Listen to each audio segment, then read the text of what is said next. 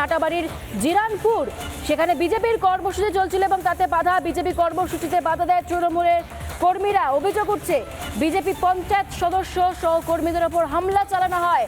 আপনারা ছবি দেখতে পাচ্ছেন, বিজেপি কর্মীর বাড়িতে ভাঙচুর চালানোর অভিযোগ উঠছে। কোচবিহারের নাটাবাড়ির জিরানপুরের ঘটনায় উত্তপ্ত পরিস্থিতি। বিজেপি কর্মীর বাড়িতে ভাঙচুর চালানো হয়, ভেঙে দেওয়া হয় আসবাবপত্র। যখন আমি ঘর থেকে বাইরে বেরোই তখন দেখি যে দুজন লাঠি নিয়ে ঢুকে বলে যে বিজেপির মিটিং করে, এত বড় সাহস। আমি বললাম না, কেউ বাড়িতেই নাই, চলে গেছে। এই এত বড় সাহস, মিটিং করে, বাড়ি ভেঙে দেবো। একদম পুরো বাড়াবাড়ি বাইরে ভেঙে দিল গেটটা। পরে সব বাহিনীর লোক বাড়িতে ঢুকে 20-25 জন ঢুকে যে বাড়ি ভাঙচুর করে সব তছনছ করে দিয়ে চলে গেছে। যা বাড়ির সামনে চেয়ার, জলের বোতল যা আছে সব তুলে দিয়েছে।